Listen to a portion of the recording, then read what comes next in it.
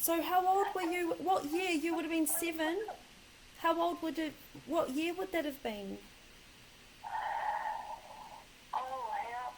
I'd say in the 50s. Wow. So you're about 7 years old, and they came to the marae. And what marae was it again? Customary. Customary was the head marae of Kainuru. That was the heart. Wicked. Wow. Yeah. Now, I'm going on to 73. And so they came down to ask permission to the... Yes. But they came to ask Kainuru to support the Kingitanga. Interesting. It is interesting. So, you know, when you hear these things, that's the sad part. And you see stories in Waikato where the Maori king and his tupuna made sure to weasel in on some land like Iu Mato. That's a classic example. Yeah. Now, from what I can gather, the government has gone and sold that land to the Hainamanga.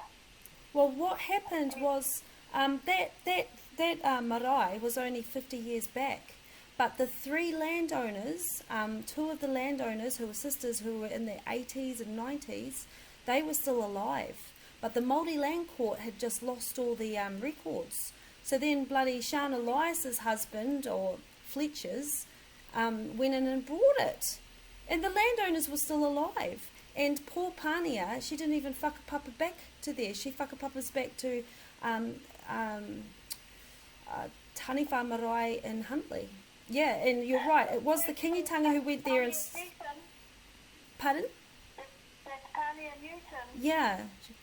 Yeah, I saw that. Yeah, so we've got this book in Ngaruahia. She came around to where I was trained and read the book in Ngaruahia, and it's all the original Māori landowners, and the book's called Te Ika Maui, and it's all the North Island landowners before any land was surveyed and given title and sold, when it was all native unextinguished title. Yeah. So... Yeah, so it doesn't surprise me that the Kingitanga had staked that claim, and it doesn't surprise me that that land went missing under the Māori Land Court, because a lot of it seems to be the same people over and over, the same groups of people who are violating our Indigenous rights. There seems to be Kingitanga and... Yeah. And the iwi, darling. Yeah. The iwi. Yeah. And because you see, the iwi were not... See, if you look at Whakaputanga... Yeah, the iwi wasn't the governing body. It was the hapu was the governing authority, or the wakamingi on the hapu. Yeah. And guess what they're trying to do? They are now trying to wheedle the fat souths into the new changes that some people are pushing to happen, called that Whakaputanga. Yeah, because as soon as we had the hui, on the 28th of October, I activated Article 3 in autumn, activated Article 3 that we can discuss and frame and pass laws in accordance to He Whakaputanga and Tikanga. And so then I pushed through the Kupapa Suppression Act on the 28th of October. Did you say Kupapa? Yeah, Kupapa Suppression Act. I presented it at the 28th of October in accordance with, I'd already activated Article 3 of He Whakaputanga in autumn. And then I created the Kupapa Suppression Act, which would mean that any kupapa who signed off on the seabed and foreshore and the general kupapa actions would be forbidden to speak or sign or act on behalf of us ever again. And I yeah, it's up on the website, and I've been everywhere I go. I give people copies of the Kupapa Suppression Act because I wanted it to be a way to dispel the Tohunga Suppression Act. So, like, you know how the Tohunga Suppression Act, I think it's still in law. Like, I don't think they got rid of it. I think it's still there. So what I've done is basically is a way to bring up the tohungas, you know, and get rid of the kupapas. But the Kingitanga, the next like couple of days after we had the hui, and Te Karere was there, and it was quite a successful hui, that they came and pulled our flag down and then put their Kingitanga flag up. They must have felt threatened or something.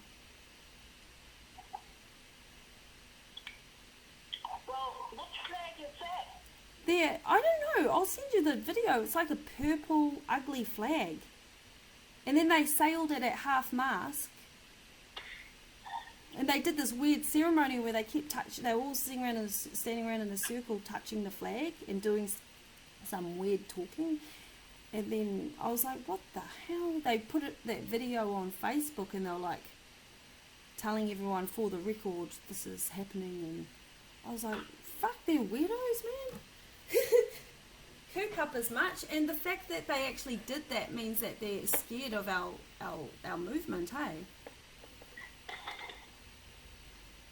Well, I suppose there's different interpretations, and this is the trouble with our people.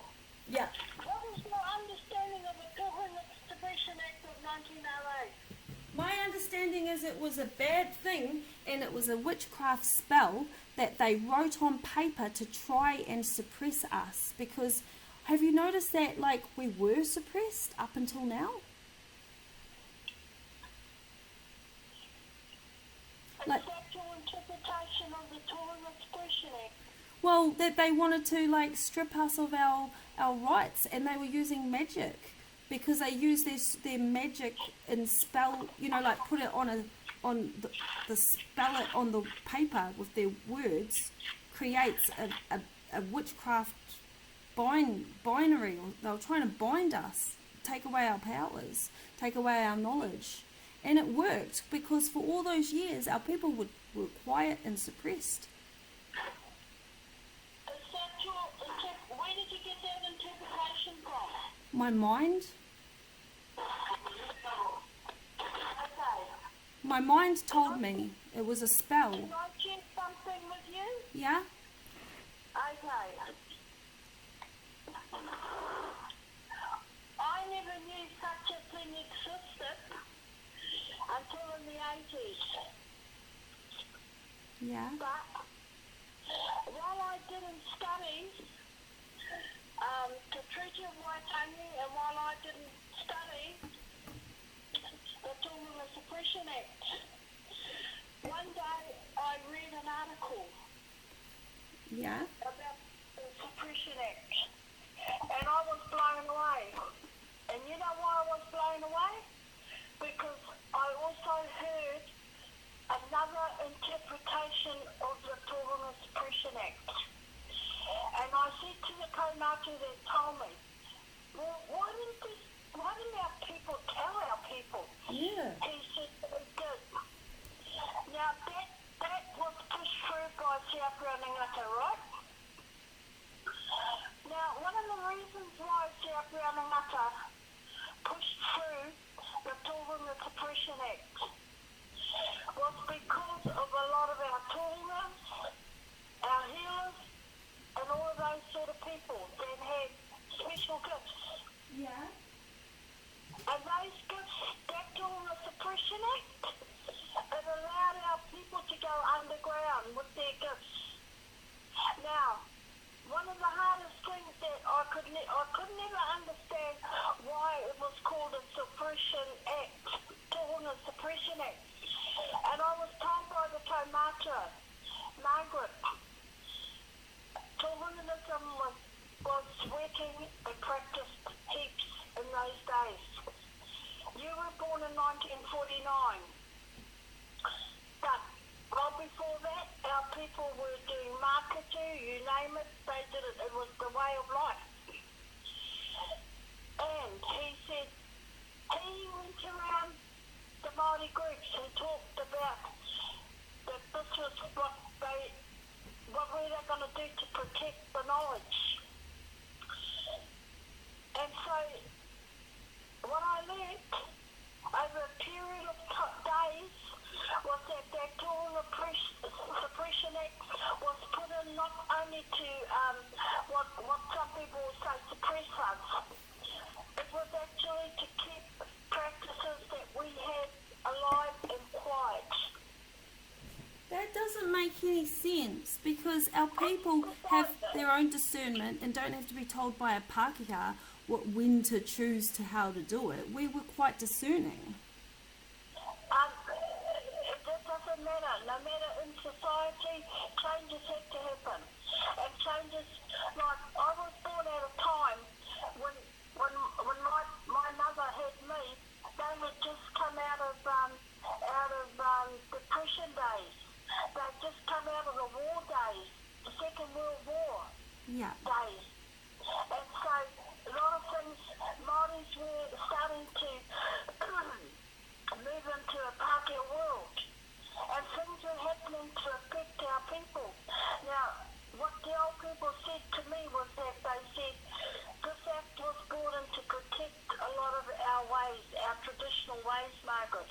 And No, I think they were lying because they were cowards and they were just covering something up because they were ashamed they couldn't fight the government.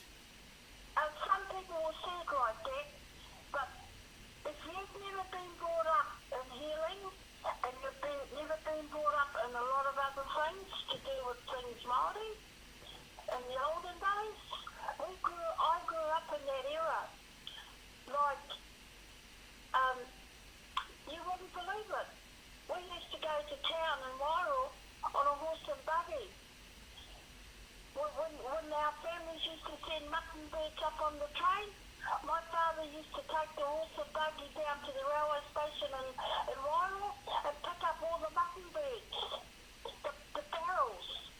And we used to go around and we used to deliver them to all our cousins. So, Our parents didn't own a car. We walked everywhere, or our mother pushed our babies in their pushchair and we went to town, but we walked everywhere. We never had a car, and the only time we went out was on the horse and buggy when our dad was home. yeah. So we grew up in that time where we were governed very much by Māori law, but it was a law that was not shown. Our parents grew up, we weren't allowed to speak Māori. Yeah. So it's a mixed match, but for me as a healer, it's just our art or our gifts of healing faith. I think that when it comes to our gifts, no one can take it off us, okay? And also, if you said that you weren't allowed to speak Māori or your parents weren't allowed to speak Māori, and that was part of the suppression. That was and they were strapped because of the Kupapa Suppression Act. The very thought of being suppressed and then people allowing that to be was quite damaging because they were told not to and then they didn't. Whereas, there's a lot of power in those words. But you see, we didn't live at that time, and my grandparents did. My grandparents did, they were born before that time. Yeah. And they had to, and so did our parents were born. So by the time we came along, we still had Māori in the schools. We had Māori classes you could take. And I was born in 1949. So, by the time I came along and my siblings came along, things had changed. But for some of us, the Kupapa Suppression Act saved a lot of our knowledge and our gifts. Now,